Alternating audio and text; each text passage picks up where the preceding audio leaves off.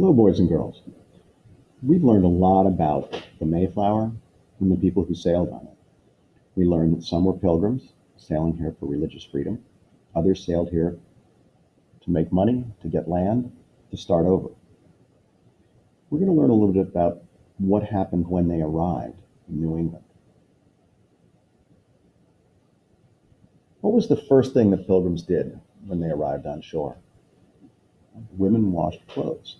There were so many dirty clothes to be washed. It took the women all day to get those clothes clean. The children ran. After weeks and weeks of being cooped up like chickens and crowded like sardines, it was wonderful to run and run and run on the beach. Some of the men began to repair the shallop, which had been banged about in the storm. Some began to explore the countryside to look for a place where the pilgrims could live.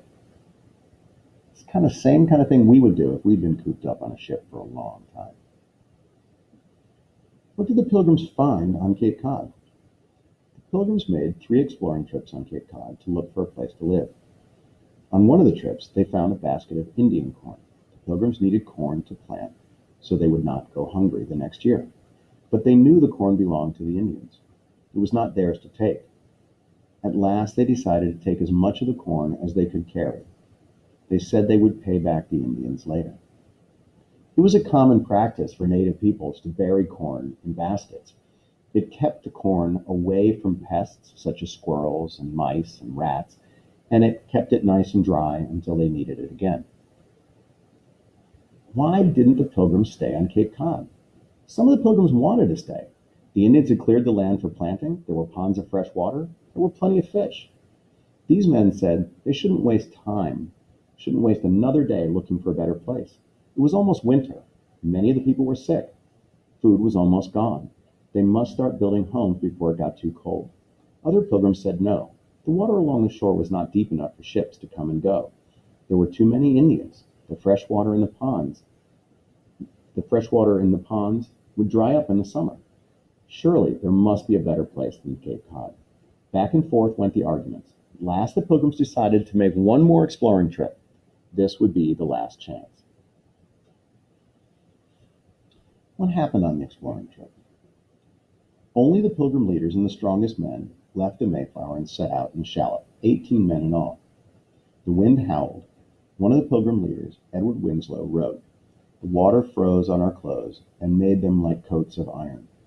When the sun went down, they sailed to the nearest beach. They saw Indians cutting up a big blackfish, a kind of whale, but the Indians ran away when they saw the pilgrims. That night, the pilgrims saw the Indian fires miles away. But in the morning, there were no Indians to be seen.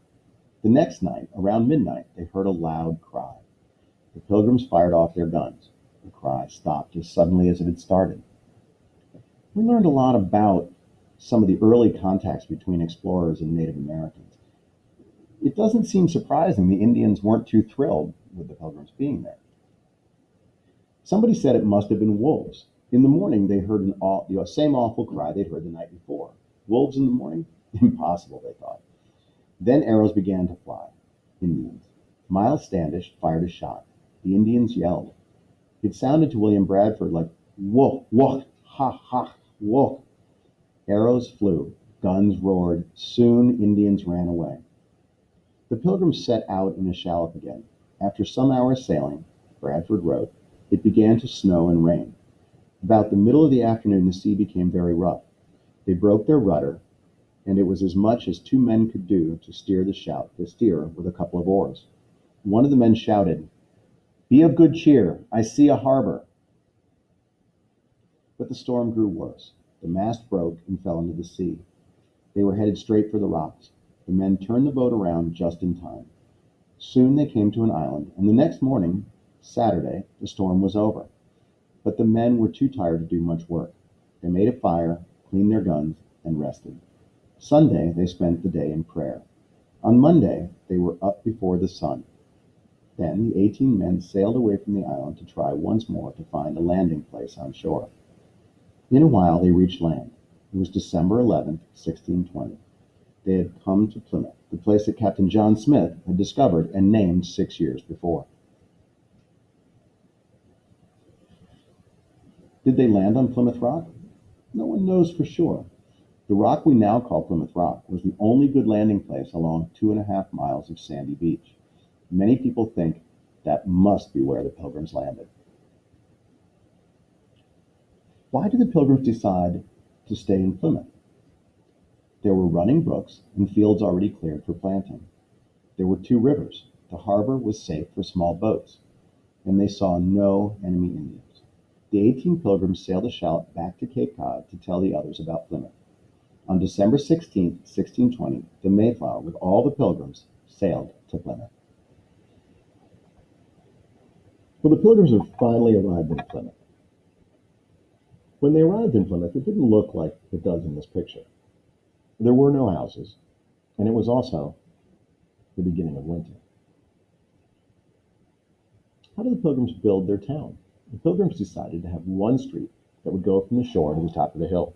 The top of the hill was a good place for their guns, their cannons. From there, they could see the countryside. They could look out across the sea. The Pilgrims planned to build houses along both sides of their street. They named the street First Street. The Pilgrims could not build houses for everyone that first year, so they worked out a plan. The men who had no wives or children would move in with families. Some of the smaller families would move in with larger families. The houses would be crowded, but everyone would have a roof over his head. The land was measured. A plot of land was given to each family. Larger families were given more land than smaller families. What was the first building in Plymouth? The first house the Pilgrims built was the Common House. At first, it was used as a store for tools and shelter for the men who were working. Later that year, it was used as a church and even a hospital. Guns were kept there too. The men and boys began to chop down trees. They sawed pine logs to make planks. They split cedar trees to make clapboards for the Common House. Most of the men went back to the Mayflower to sleep. A few stayed on shore to watch over the tools. Many days the weather was so bad the men could not work. Because of the bad weather, it took the Pilgrims 26 days to build the Common House. Did they work every day? From Saturday afternoon until Monday morning, no one did any work, not even cooking. That was the Pilgrims' time to worship God. They prayed, sang psalms, and listened to William Brewster's long sermons. This made Captain Jones and his crew angry. Captain Jones wanted to work every day. He wanted to help the Pilgrims get settled as fast as possible so he could sail the Mayflower back to England. How did the Pilgrims spend their first Christmas? They worked. Christmas came on a Monday that year, and Monday was just another working day. The Pilgrims did not believe in having a Christmas holiday. So for the Pilgrim children, there were no Christmas trees, no Christmas stockings, no Christmas presents, no Christmas songs. But the sailors had a good time. They sang and drank beer. What was one of the biggest problems in Plymouth? Sickness. There was a terrible sickness in Plymouth that first winter. There were some days in February when only 6 or 7 people were well enough to take care of the ones that were sick. By spring, about half of the Pilgrims and sailors were dead. 3 whole families died during the terrible time. The brave little group of Pilgrims sadly buried their dead. They did not mark the graves in any way. They hoped the Indians would not find out how few Pilgrims were left alive. They were afraid the Indians would attack if they knew. Did the Pilgrims have any medicine? No medicine could cure the terrible sickness, but the Pilgrims had plenty of medicine to cure aches and pains. Plants called herbs were the medicine of the Pilgrims. When spring came, the women planted herbs in their gardens. Suppose you cut yourself. Your mother would make a medicine from the wild daisy. She would mix it with animal fat and smear it on your cut. Suppose you had a headache. Your mother would mix up ground up sage with fat and cornmeal. You would have to eat it, even if you hated the taste. Rose leaves and the fruit of roses, called rose hips, were said to be good for almost anything. Today we know that rose hips have the same vitamins as oranges. If herbs didn't cure you, you would go to Dr. Fuller. Most doctors at the time thought a good way to cure sickness was to bleed them. Dr. Fuller would cut open a vein in a sick person's arm and let the blood just pour out. Boys and girls, I think it's important to remember that even though the Pilgrims did have medicine, and they were beginning to build houses in Plymouth, that the first winter was incredibly difficult. This image shows all of the people that sailed on the Mayflower that arrived in Plymouth. all the pilgrims, the saints, and the strangers. And it shows in black those that survived, and in lighter color it shows those that did not. So you can see that many people did not make it through the first winter. Some entire families, everyone died. So it's important to remember that although some survived, and the story does go on, that this was a very difficult winter. And we're going to learn more about what led up after that winter